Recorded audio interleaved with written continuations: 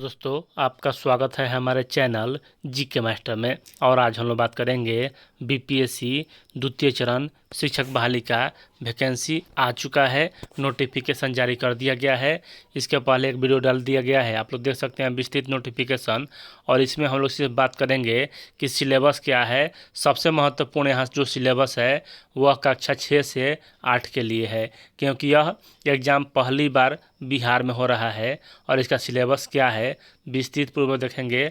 उसके साथ ही कक्षा 9 से 10 और 11 से 12 सभी का सिलेबस देखेंगे। तो चलिए वीडियो शुरू करते हैं, देख लेते हैं। यह वीडियो सिर्फ सिलेबस से ही रिलेटेड होगा। इससे पहले अगर चैनल पर नए हैं तो प्लीज़ चैनल को सब्सक्राइब कीजिएगा, शेयर कीजिएगा और लाइक कीजिएगा, ऐसे ही अपडेट जानने के लिए। सबसे पहले देख लीजिए, यहाँ सबसे महत्वपूर्ण है कि लिखित परीक्षा वस्तुनिष्ठ के लिए परीक्षा संरचना एवं पाठ्यक्रम निम्नलिखित होंगे। सबसे पहले भाषा अहर्ता समान अध्ययन एवं विषय 150 प्रश्न हो गया। इसमें 30 अंक यहाँ रहेगा आपका क्वालिफाइंग जो भाषा का पेपर रहेगा। और भाग 2 रहेगा यहाँ आपका जीएस या जीके जो भी कह सकते हैं। और भाग 3 रहेगा, यह रहेगा आपका सब्जेक्ट से संबंधित। और जो समय मिलेगा 2.5 घंटा। और कुल अंक कितना होगा तो 150 होगा। और यहाँ जो बात हो रहा है वह कक्षा 6 से 8 के लिए हो रहा है। देख लीजिए, यहाँ शिक्षा विभाग के अंतर्गत मध्य विद्यालय के अध्यापकों एवं पिछड़ा वर्ग एवं अति पिछड़ा वर्ग कल्याण विभाग के अंतर्गत प्रारंभिक शिक्षक प्रशिक्षित के लिए वर्ग 8-9 के लिए यहाँ जो है यह पत्र 3 भाग में होंगे तथा भाग 1, भाग 2 एवं भाग 3। देख लीजिए, यहाँ भाग 1 में क्या होगा तो यह क्वालिफाई रहेगा। तो बहुत से अभ्यर्थियों द्वारा यहाँ पूछा जा रहा था कि उर्दू, बांग्ला, हिंदी हम किसे रख सकते हैं। तो यहाँ समझ लीजिए कि चेयरमैन सर के द्वारा स्पष्ट रूप से कह दिया गया है कि 8 नंबर आपका इंग्लिश रहेगा, उसके बाद 22 नंबर हिंदी रहेगा, जिनका हिंदी नहीं रहेगा उनका उर्दू रहेगा, और जिनका उर्दू नहीं रहेगा उनका बांग्ला रहेगा। इन तीनों सब्जेक्ट में से कोई एक हो सकता है, लेकिन अंग्रेजी अनिवार्य है।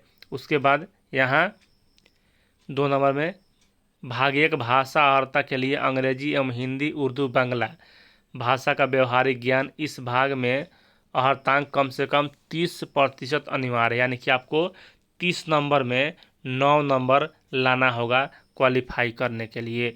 उसके बाद भाग 2 में क्या है कि भाग 2 में समान अध्ययन के लिए प्राथमिक गणित, मानसिक क्षमता परीक्षण, समान जागरूकता, समान विज्ञान, सामाजिक विज्ञान, भारतीय राष्ट्रीय आंदोलन, भूगोल और पर्यावरण शामिल है।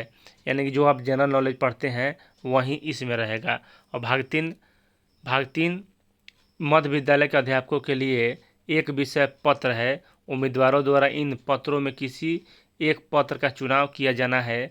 गणित विज्ञान अगर आप साइंस से हैं तो, या सामाजिक विज्ञान अगर आप सोशल साइंस से हैं तो, और हिंदी, उर्दू, संस्कृत, अंग्रेजी अगर आप भाषा से हैं तो।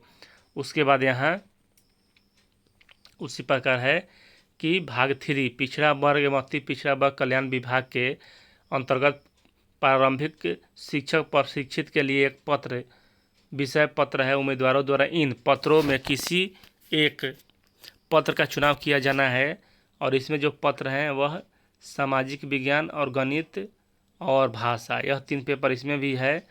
उसके बाद यहाँ उपरोक्त यानी कि ऊपर जो भी दिया हुआ है विषय पत्रों के पाठ्यक्रम ACERT बाई NCERT से संबंधित होंगे, लेकिन इसका स्तर उम्मीदवारों हेतु निर्धारित न्यूनतम अर्हता के आलोक में होगा।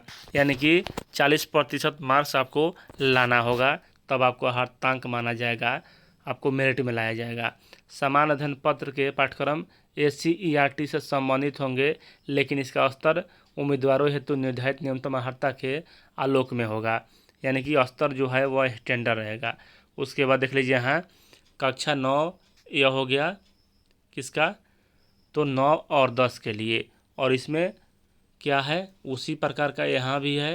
अर्हता में यहाँ 30 नंबर, और भाषा में 40, और भाग 3 में 80, कुल मिलाकर 150 हो गया।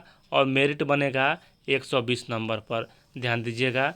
और यहाँ जो समय की संख्या है 2.5 घंटा है, और जो अंक है वह 150 है। इसमें कुछ परिवर्तन है या नहीं है देख लेते हैं सिलेबस में। देख लीजिए यहाँ एक में कह रहा है कि यह पत्र 3 भाग में होंगे यथा भाग 1, भाग 2 एवं भाग 3। और यहाँ एक में भाग 1 भाषा अर्हता के लिए अंग्रेजी, हिंदी, उर्दू, बांग्ला यह सब रहेगा और 30% यहाँ उत्तीर्ण रहेगा। अगर आप 9 नंबर ला रहे हैं तो आप पास हो जाएंगे, उसके लिए ज़्यादा दिक्कत टेंशन लेने की आवश्यकता नहीं है।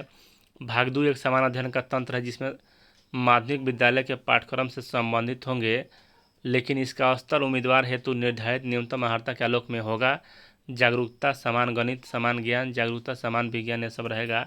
और भाग 3 में आपका जो भी विषय चुनाव किया हुआ है वही रहेगा। देख लीजिए यहाँ शिक्षा विभाग के अंतर्गत माध्यमिक विद्यालय के अध्यापकों के लिए एक विषय पत्र है।